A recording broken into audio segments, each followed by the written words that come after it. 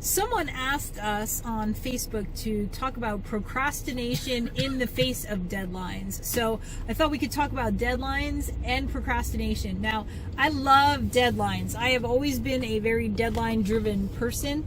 I like deadlines.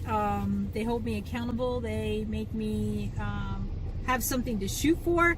And I have never blown a deadline. I had to ask for a couple day extension on one book, but that's it. But I love deadlines.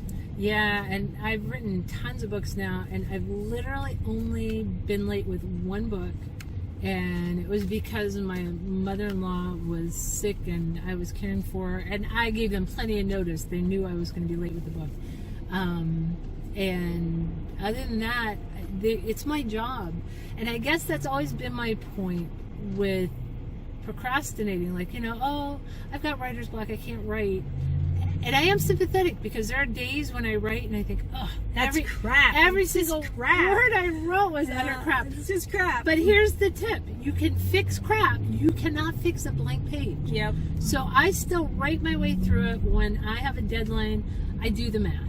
I break it down. How many words do I need? How long do I have? So I get a page count or a word count per day.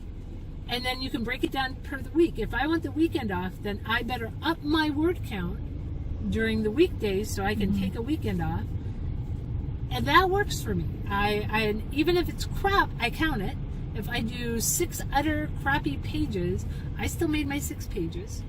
And I just know that the next day I probably have to fix the crap and write 6 new ones to keep that page count up. Yep, that's how I always was too. I would always just mark and keep track of how many words, because I would go by word count, how many words and what I needed to get back done. in the early days. Yeah, back we in went the by way. page count. Yes, we did. Yes, we did. A formula 250 words per page, but right. You had to do it. Had to have it all set up. But I do have to confess, though, I have always I don't procrastinate too much on a deadline, but I have always been a procrastinator in general, and that is because I work best under pressure. I drove my mother crazy as a kid because I would wait until 2 days before the report was due to start writing it. But I worked better under pressure. Now, obviously, that is not a good plan for a novel, and I never did do that because, well, maybe there's somebody out there who can whip out a 60,000 word novel in 2 days. If they are, I'd like to meet them. But leave us a note at the end of this video. Really, I want to know who you are. I want to shake your hand and I want to get that mojo. But there always is that kind of procrastination type thing. So Lori had asked us to talk about this. So basically, it's about discipline. And that's why I think that holding yourself to a word count or a page count or whatever helps keep you on track. Writing sprints, I always found those to be helpful. There's this whole, is it Pomodoro or Pomandor? There's some kind of a technique where it's like 20 minutes on and then you get a 10-minute break, and then 20 minutes on and then you get a 10-minute break. So you actually schedule it in. So if you want to goof off, your goofing off is disciplined goofing off because it's built right into the schedule. Okay, I've never heard of that. Yeah, this is pretty neat. Yeah, and see, I am not a procrastinator. I'm not surprised to hear if this. I have something assigned to me, she does it immediately. I do.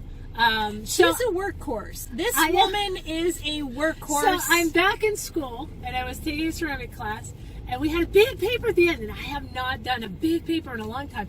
I was so excited. And he gave us a list of artists that made it really easy. I'm like, yeah, I'm not doing any of your artists. I'm going to find my own ceramic artist. So I did. I found this guy. He was fascinating to me. I loved his stuff. And we had to have a 5 to 10 minute presentation. Now, I had so much stuff. I went in the one day to my poor professor and I said, I have 12 single spaced pages of information. You think maybe I need to dial back? He just started laughing. He goes, 10 minutes. I'm just cutting you off. 10 minutes. The day of the thing, I had a few computer glitches, so he let me go to 12. And I don't feel I did it justice. But I was so happy to be back. And the new book I just finished and turned in before we left for this trip, I had a heroine who was talking with glee about how she loved just pulling in all this data, and she doesn't read it all at once. She just like lets it sort of mull around and then puts it all. Oh, that's what I love. Oh, my happiness. And yet, this is the woman who mocks me for my massive preparation for workshops, the slide presentations that I have. Okay, so now the pads and markers. My love of stuff is the reading of it and the learning and the absorbing of it. Mine is not getting all giddy gleeful about a giant sticky page that we put up with multicolored markers. Oh my goodness. Yeah, that is not me.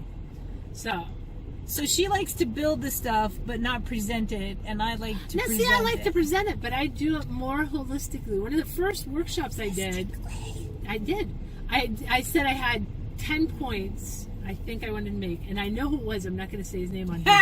He probably knows. I think I know who it was. So I was doing this workshop with these 10 points, and I sort of like would answer questions. I love audience participation, so people would ask something, and I'd address it, but then I'd sort of weave back into what I was going to say, and it just was. And when I was done, he pulled me over and he goes, "I didn't think you were going to get your 10, and I was going to call you on it, but you did."